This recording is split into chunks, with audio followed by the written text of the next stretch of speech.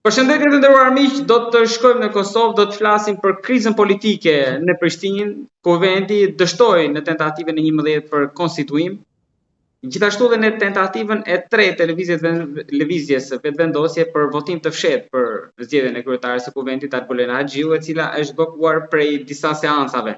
Kurti nuk të riqet, por edhe opozita e cila në fakt i ka hapur rrugën duke i dhënë mundësinë që të propozojë kandidatë të tjerë konsensual. Por kush e do krizën dhe a do të ketë zgjidhje, aq më tepër pas lëvizjes tjetër të Kurtit, dërgimit të një letre të kreut LDK-s Lumia Abdigjiku, e cila është cilësuar dinake, por për gjitha këto do të flasim me zotin Selatin Vetkoseri, njohës mjaft i mirë zhvillimeve ekonomike dhe politike. Zoti Vetkoseri, përshëndetje dhe faleminderit shumë. Përshëndetje nga Prishtina. Faleminderit. Do ta kemi së shpejti qeverinë e re apo tentativa çdo 48 orë do të vazhdojnë pafund? Jo. Nuk do ta kemi as kryetaren e kuvendit, por nuk do ta kemi as qeverinë e re. Sepse të gjitha këto që ndodhin me lëvizjen vetëvendosje apo me Albin Kurtin janë një lloj loje, një lloj kamuflazhe, një lloj, ka të themi, mashtrimi, që tentohet t'ju bëhet partive jo opozitare, por partive që kanë humbur zgjedhjet. Nga, domethënë, lëvizja vetëvendosje ka provuar me metoda deri tani jo transparente, ka tentuar të bisedoj me partit vogla, me individ, si që është rasti me minoritetet e ndryshme në Kosovë, bosnjak, serb e të tjerë, turq e të tjerë, ka biseduar edhe me nismen, e cila ishte në koalicion parazgjedhor me Aleancën, por si duket të gjitha kanë dështuar dhe tani së fundmi ka provuar edhe me një ftesë që ja ka bërë LDK-s edhe PDK-s. Pak më herët është kontaktuar apo është takuar vetëm me kryetarin e PDK-s, derisa Lumia Abdigjiku, kryetari i LDK-s, nuk i ka përgjigjur ftesës, ka refuzuar ftesën. Në takim si duket me zotin Memli Krasniqi, nuk është arritur asnjë lloj marrëveshje, përveç një pajtimi se duhet të zgjedhet kryetari, por me një person tjetër e jo me Albulena Haxhiun. Dhe tani, sigurisht, të gjitha këto lojra bëhen për shkak se Albinit i mungojnë votat për kryeministër. Por ndryshe, duke e ditur që do dështoj tek qeveria, Albini po e bllokon çështën e kryetarit të kuvendit.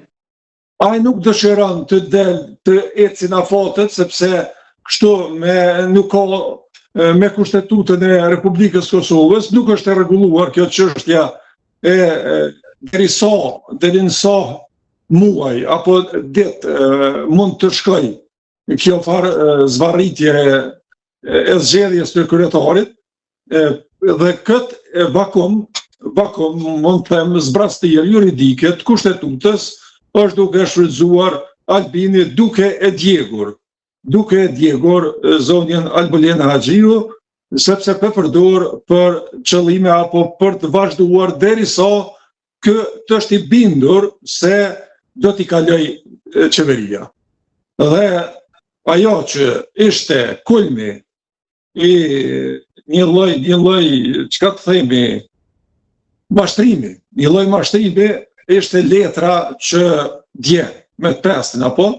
Dje i kishte drejtuar një letër jo e strukturuar mirë, një letër... Por jo pajtimi.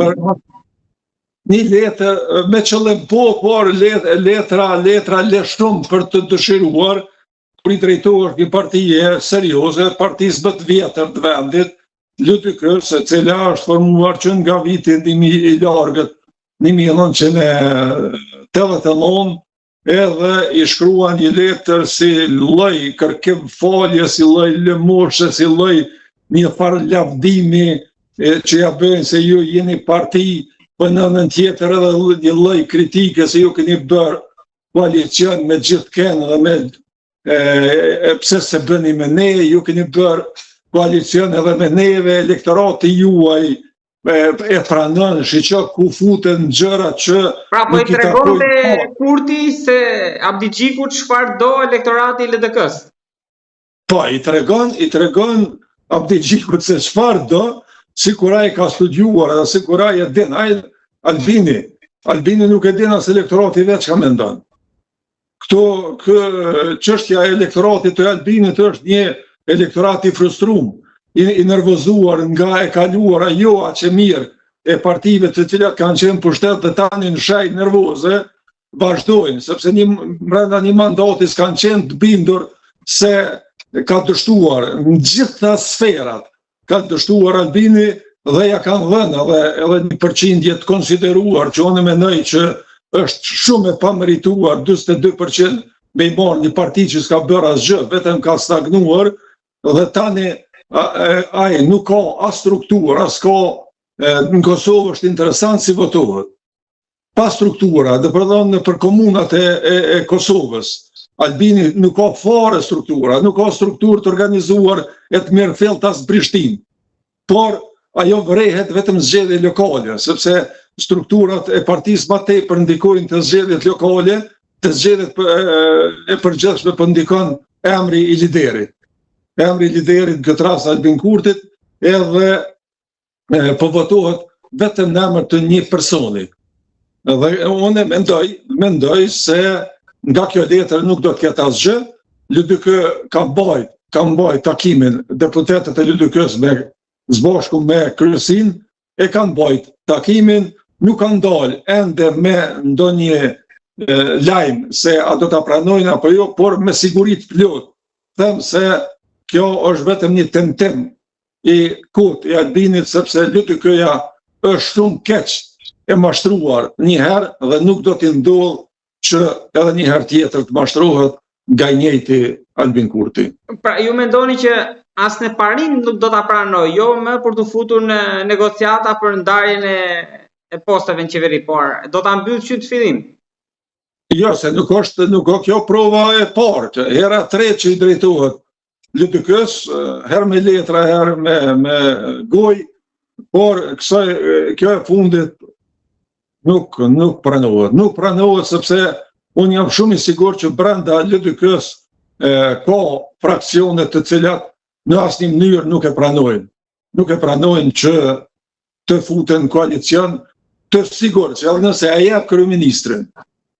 jep kryeministrin Lumir Abdi Xhikut, unë jam i bindur që kjo mund të shkojë më së largu deri në marsin e vitit tashëm kur i ka lënë mandatin, në prill duket i ka lënë mandati presidentes dhe Albin Kurti erdhën përsëri qeverinë. Edhe nëse e jep qeverinë me siguri të plot, ajo qeveri do të lejë vetëm më muaj pa marrë para e udhëheq, Lumiri mund ta udhëheq, por nëse ai është i gatshëm që brenda 9 muajve ta mbajë një qeveri, ta udhëheq një qeveri që sigurisht përveç premtimit për ndonjë premtim vogël si rritja pagave ose pensioneve, asgjë nuk do të ketë mundësi të zgjedhë për këtë periudhë shkurtër kohore kur Albini do t'i organizojë zgjedhjet e jashtëzakonshme për shkak të presidentes.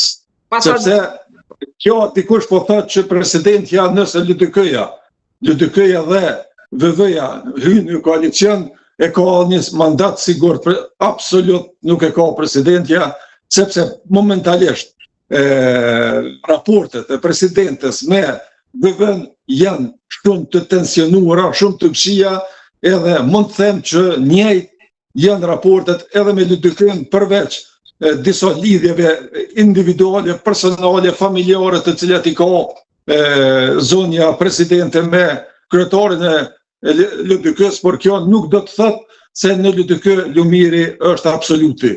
Derisa në VV është Albini absoluti, por edhe aty ka përçarje.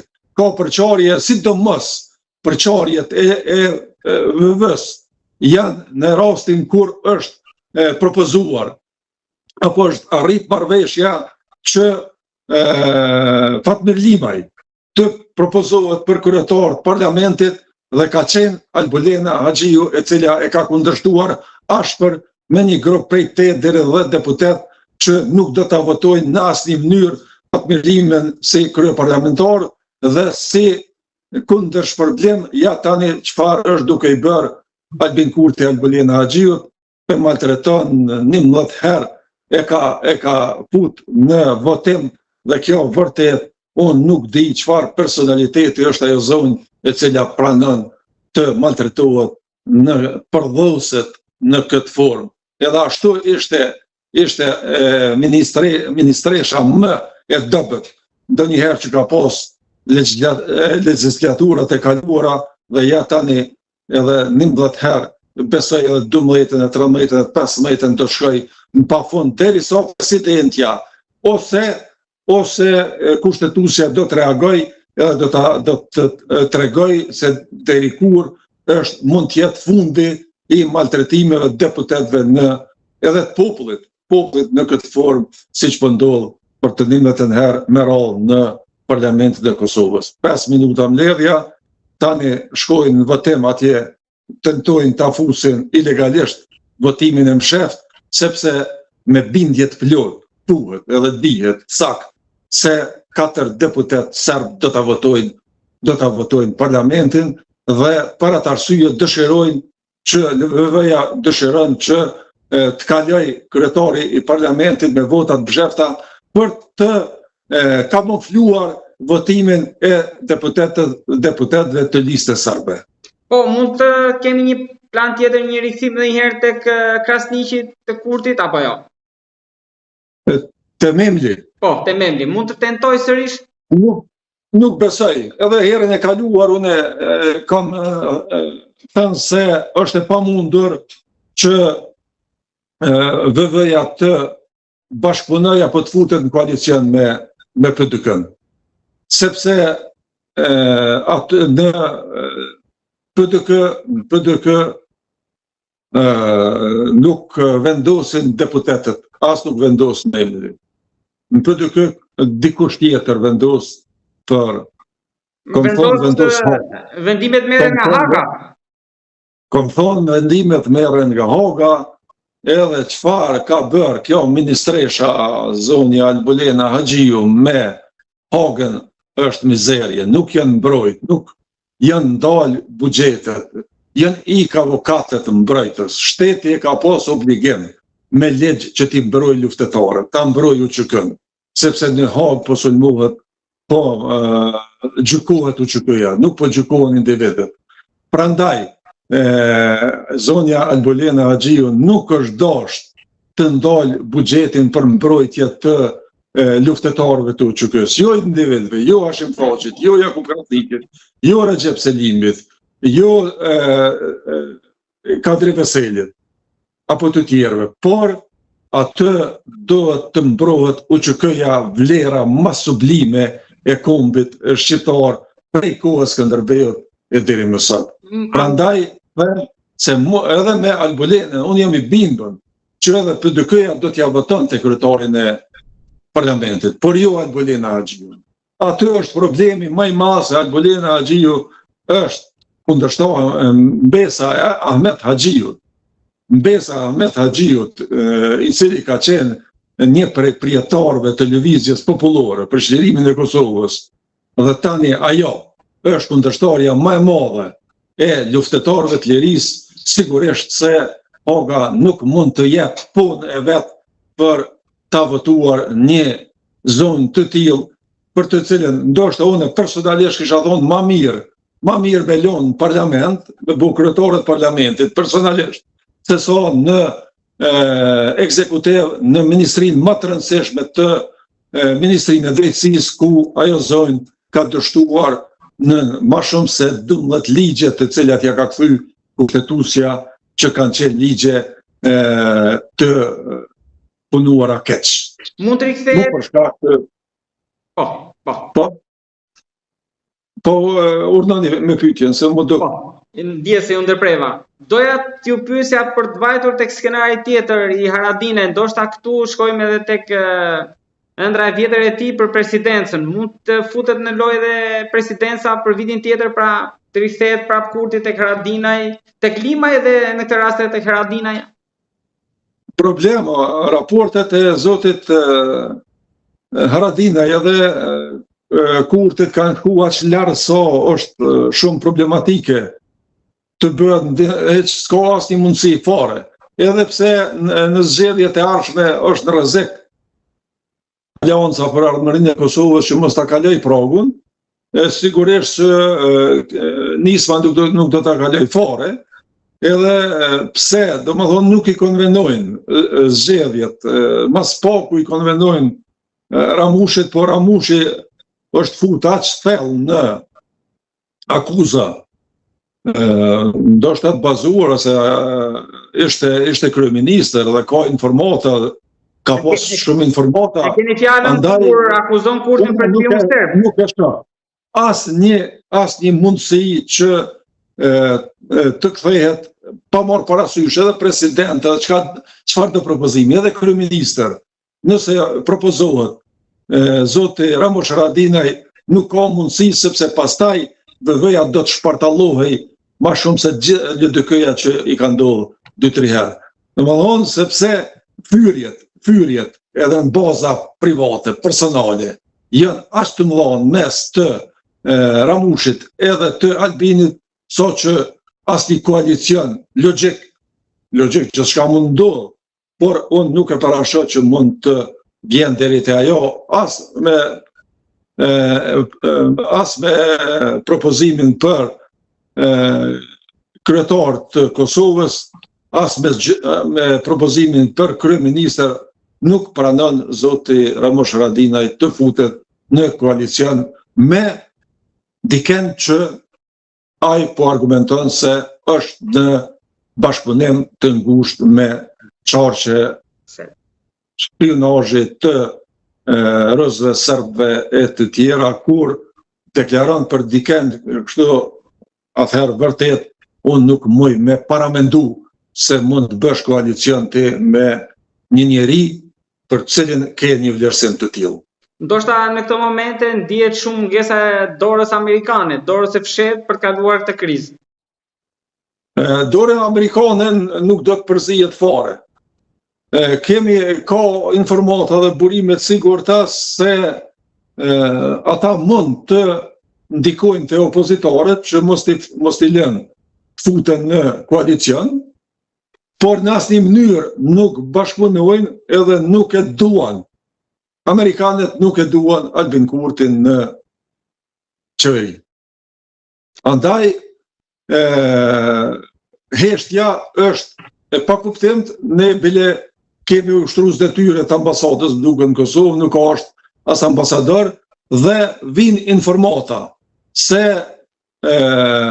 Amerika është duke e shqyrtuar mbetjen apo jo të ambasadës në Kosovë. Pra, me sa kuptova, po që mundet do të ketë ambasadë në Shqipëri, do të ketë ambasadë në Beograd, Kosova do të jetë ambasada Kosovës, propozimet janë që do të jetë vetëm si një lloj zyre ndërlidhëse, edhe kjo do të jetë katastrofa më e madhe që ka mundur të ndodhë Kosovës në këtë qeverisje të Albin Kurtit. Pra, duke qenë se është një çështje mjaft e rëndësishme, më lejo ti them edhe një herë, pra në informacionet që ju keni që tha që i vijnë informacione, mundet që sipas kësaj logjike që administrata e Trump ta mbyllat ambasadën në Kosovë ashtu sikur po ndodh me konsolatat në Gjermani, në Francë, në Itali, pra këtu mund të mbyll ambasadën në Kosovë. Ka burime të sigurta, unë i kam burime nga dora parë, që është duke shqyrtuar bile vendimi edhe mund të jetë marrë, vetëm ende nuk është shpallur. Ndryshe mbetet Kosova pa ambasadën amerikane, për ne është katastrofale. E lërën më tani fondet e IPA-s, fondet e USAID-it, fondet që po i humb Kosova janë të mbërësisht të larta për shkak të mos konstituimit u vendit i cili duhet ta miratoj apo ratifikoj se cilin vendim që ka të bëj me ndihmat financiare të cilat vijnë nga BE dhe Amerika. Ato ndihma do të mungojnë, tani e humbëm edhe atë projektin e akumulatorëve të akumulimit të energjisë për shkak të MCC-s që humbëm, që u mbyll si projekt.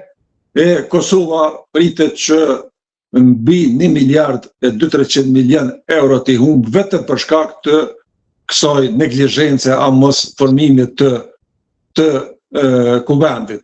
Sepse për ndryshe, po propozime, e kemi një publikisht të gjithë, që Ramush Haradinaj propozon emra nga vetë vendosja për të cilët e ka votën. Andaj, unë nuk e di çka i mungon zonjes Bogujevci të emërohet kryeparlamentare, çka i mungon zonjes Selimi, edhe ajo gruaja e Recep Selimit të votohet për kryeparlamentare. Në Kosova po humb shumë. Kosova po humb rast historik. Kosova po përjashtohet nga mekanizmat. Kosova e ka humb më të mirin rast që kishte për të inkuadruar në Këshill të Evropës për kur gjë heq, për çka vetëm për ta dërguar marrëveshjen në kushtetuese dhe tani vazhdojmë për një zëdhënës, për një udhëheqës të parlamentit, ne bëjmë kësi vonesa të parësishme, cilat për dëmtojnë rënd të ardhmen e shqiptarëve të Kosovës, të cilët vërtet e kemi gjendjen e keqe, edhe financiare, edhe ekonomike, edhe në arsim, edhe në shëndetësi, në gjithë çka jemi keq, sepse për këto 4 vite kemi pas vetëm stagnim dhe absolut zhvillim. Zoti Redkosjeri, të falenderoj shumë për analizën dhe për informacionet që ndarët me shikuesit tanë. Faleminderit edhe për juve, gjithmonë jam i gatshëm për të kontaktuar me ju për intervista dhe për analiza, nëse mund t'ju themi analiza.